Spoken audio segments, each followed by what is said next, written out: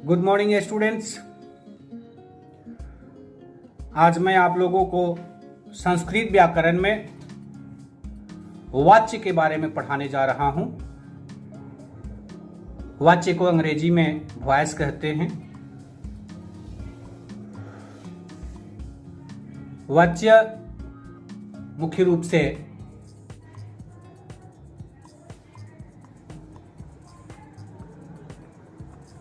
कर्तृवाच्य, कर्मवाच्य और भाववाच्य के रूप में जाना जाता है। अर्थात वाच्य के 3 भेद होते हैं। जब हमें कर्तृवाच्य से कर्मवाच्य में वाक्य को परिवर्तन करने की बात आती है, बदलने की बात आती है, तो हमें कुछ बिंदुओं पर ध्यान देने की जरूरत है। कर्तृवाच्य का कर्ता पद प्रथमा विभक्ति में रहता है और उस प्रथमा विभक्ति के पद को उसके वचन के अनुसार तृतीया विभक्ति में बदल देते हैं। जैसे प्रथमा विभक्ति एक वचन में शह होता है तो उसे बदलकर हम तृतीया विभक्ति एक वचन में तेन कर देते हैं। साथ ही साथ कर्तृवाच्य का कर्म पद जो स्वाभाविक रूप से द्वितीय विभक्ति का पद है, उसे भी हम वचन के अनुसार प्रथमा विभक्ति में बदल देते हैं और कर्तृवाच्य की क्रिया के मूल रूप में, मूल धातु में यक प्रत्यय जोड़ते हैं। यहां ध्यान देने की जरूरत यह है कि कर्तृवाच्य की क्रिया तो कर्ता के वचनानुसार, पुरुष के अनुसार थी, लेकिन जब हम कर्मवाच्य में बदलते हैं तो कर्मवाच्य की क्रिया कर्म के वचन और पुरुष के अनुसार होगी। आइए एक उदाहरण देकर हम आपको समझाते हैं। अहम पुस्तकम पठामि। इस वाक्य में अहम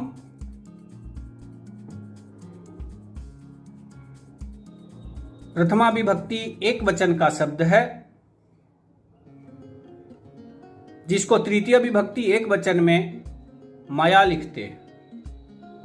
पुस्तकम द्वितीय विभक्ति एक वचन का पद है, इसको भी हम प्रथमा विभक्ति में बदलते हैं, वहां भी पुस्तकम ही लिखते हैं,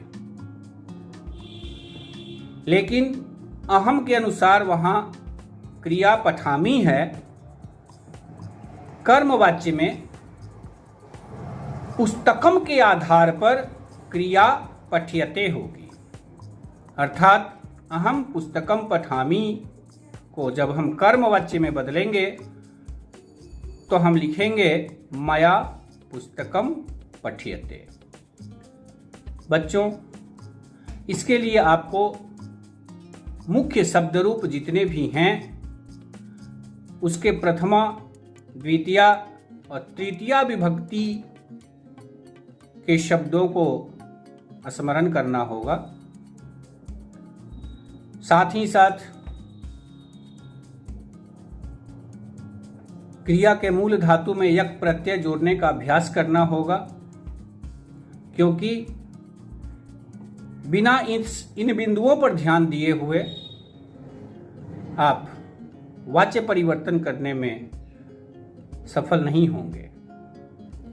अर्थात मेरा मानना है कि आप लोगों को शब्द रूप और धातु के साथ यक प्रत्यय जोड़कर उसे स्मरण करने की जरूरत है। धन्यवाद। Good morning students. आज मैं आप लोगों को संस्कृत व्याकरण में वाच्य के बारे में पढ़ाने जा रहा हूं। वाच्य को अंग्रेजी में वॉइस कहते हैं। वाच्य मुख्य रूप से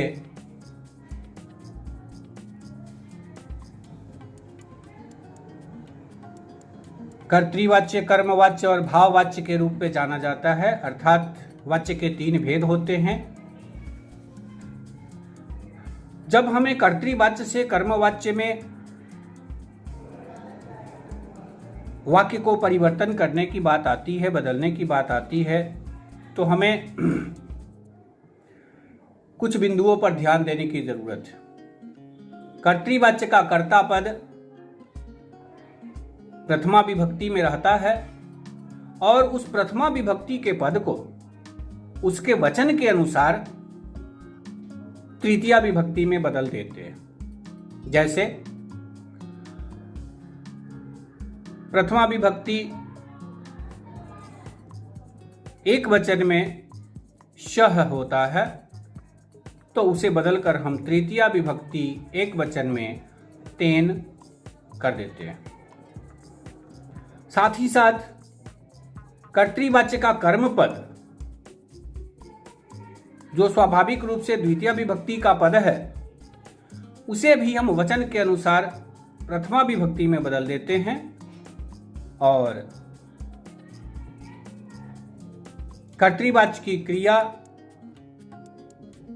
के मूल रूप में, मूल धातु में यक प्रत्यय जोड़ते हैं।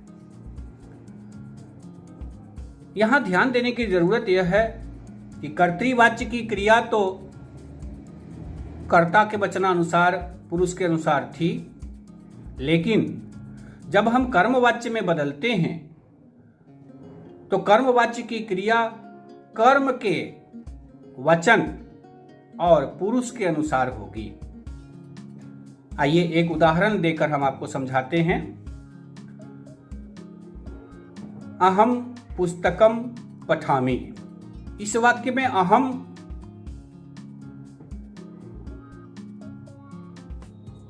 प्रथमा विभक्ति एक वचन का शब्द है, जिसको तृतीय विभक्ति एक वचन में मया लिखते हैं। पुस्तकम द्वितीय विभक्ति एक वचन का पद है, इसको भी हम प्रथमा विभक्ति में बदलते हैं, वहां भी पुस्तकम ही लिखते हैं। लेकिन अहम के अनुसार वहां क्रिया पठामी है। कर्मवाच्य में पुस्तकम के आधार पर क्रिया पठ्यते होगी। अर्थात अहम पुस्तकम पठामी को जब हम कर्मवाच्य में बदलेंगे तो हम लिखेंगे मया पुस्तकम पठ्यते। बच्चों, इसके लिए आपको मुख्य शब्द रूप जितने भी हैं उसके प्रथमा, द्वितीया और तृतीया विभक्ति के शब्दों को स्मरण करना होगा।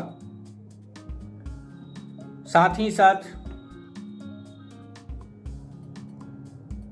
क्रिया के मूल धातु में यक प्रत्यय जोड़ने का अभ्यास करना होगा, क्योंकि बिना इन बिंदुओं पर ध्यान दिए हुए आप वाच्य परिवर्तन करने में सफल नहीं होंगे। अर्थात मेरा मानना है कि आप लोगों को शब्द रूप और धातु के साथ यक प्रत्यय जोड़कर उसे स्मरण करने की जरूरत है। धन्यवाद।